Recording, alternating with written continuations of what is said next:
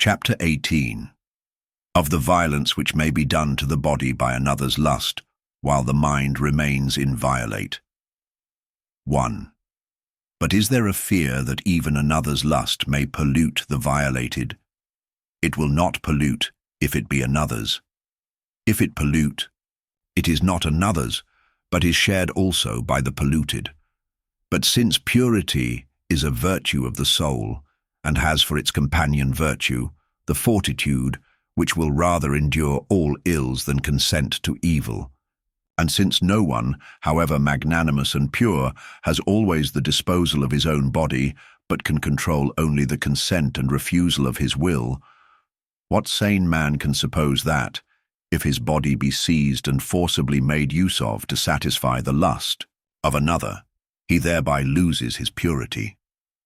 For if purity can be thus destroyed, then assuredly purity is no virtue of the soul, nor can it be numbered among those good things by which the life is made good, but among the good things of the body in the same category as strength, beauty, sound, and unbroken health, and, in short, all such good things as may be diminished, without at all diminishing the goodness and rectitude of our life. But if purity be nothing better than these, why should the body be perilled that it may be preserved? If, on the other hand, it belongs to the soul, then not even when the body is violated is it lost. Nay, more, the virtue of holy continence, when it resists the uncleanness of carnal lust, sanctifies even the body, and therefore when this continence remains unsubdued, even the sanctity of the body is preserved, because the will to use it holily remains, and so far as lies in the body itself, the power also. 2. For the sanctity of the body does not consist in the integrity of its members, nor in their exemption from all touch, for they are exposed to various accidents which do violence to and wound them, and the surgeons who administer relief often perform operations that sicken the spectator. A midwife, suppose, has, whether maliciously or accidentally or through unskillfulness, destroyed the virginity of some girl while endeavoring to ascertain it. I suppose no one is so foolish as to believe that by this destruction of the integrity of one organ the virgin has lost anything even of her bodily sanctity. And thus, so long as the soul keeps this firmness of purpose which sanctifies even the body, the violence done by another's lust makes no impression on this bodily sanctity, which is preserved intact by one's own persistent continence. Suppose a virgin violates the oath she has sworn to God and goes to meet her seducer with the intention of yielding to him.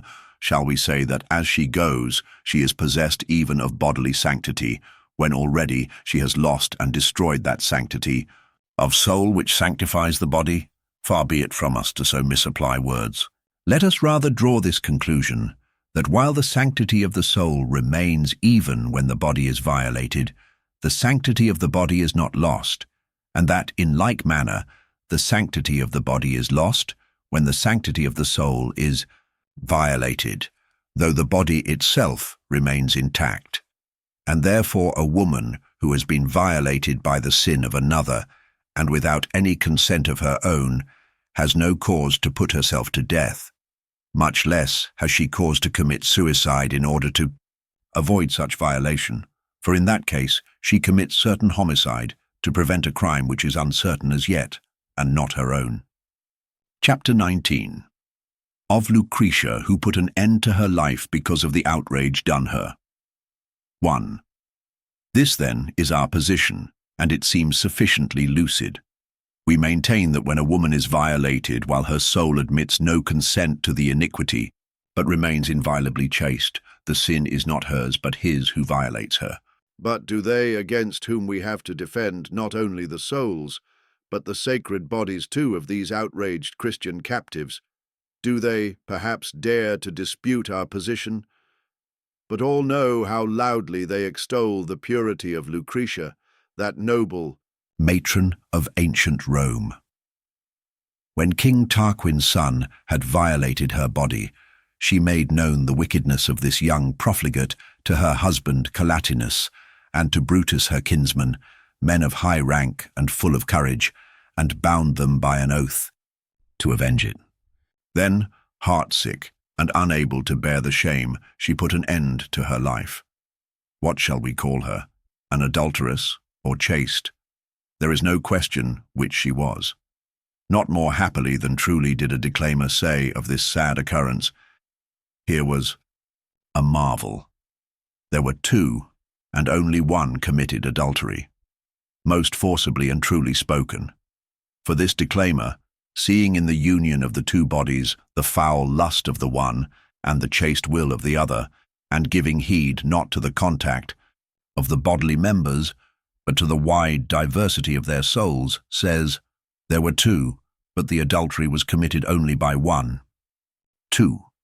But how is it that she who was no partner to the crime bears the heavier punishment of the two?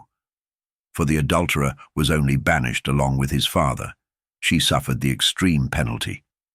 If that was not impurity by which she was unwillingly ravished, then this is not justice by which she, being chaste, is punished.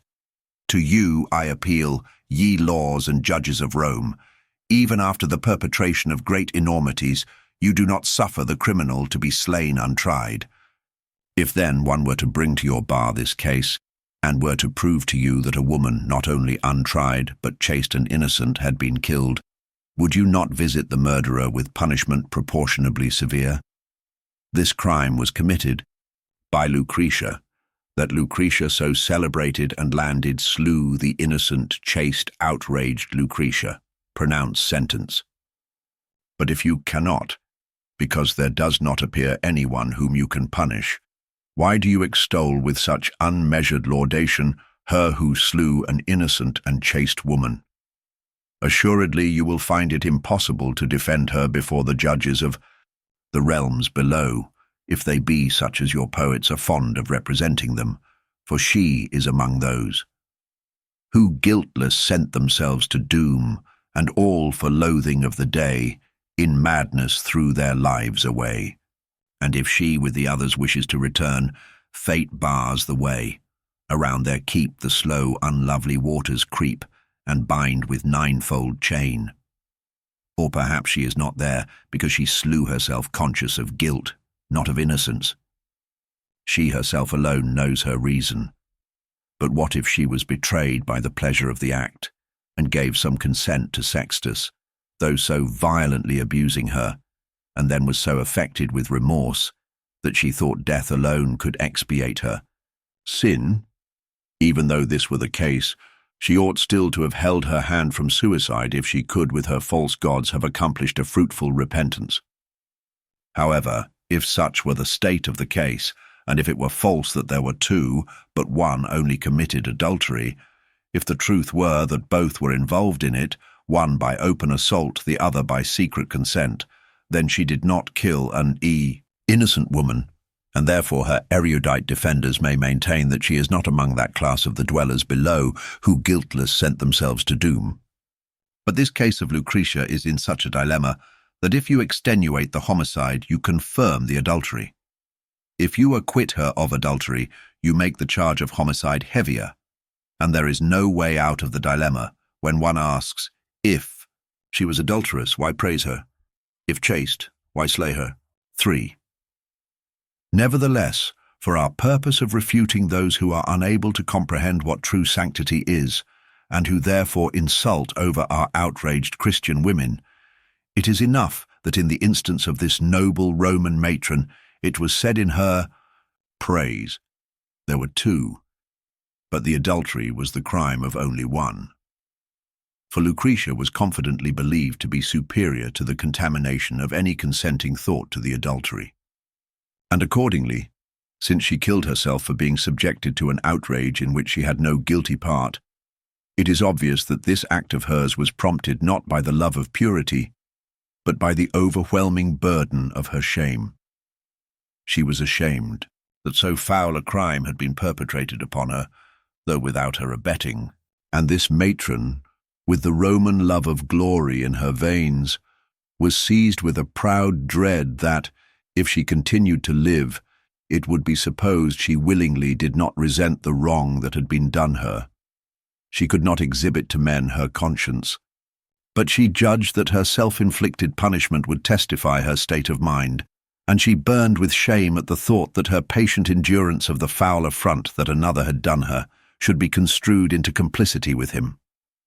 Not such was the decision of the Christian women who suffered as she did, and yet survive. They declined to avenge upon themselves the guilt of others, and so add crimes of their own to those crimes in which they had no share. For this they would have done had their shame driven them to homicide, as the lust of their enemies had driven them to adultery. Within their own souls, in the witness of their own conscience, they enjoy the glory of chastity. In the sight of God, too, they are esteemed pure, and this contents them. They ask no more. It suffices them to have opportunity of doing good, and they decline to evade the distress of human suspicion, lest they thereby deviate from the divine law.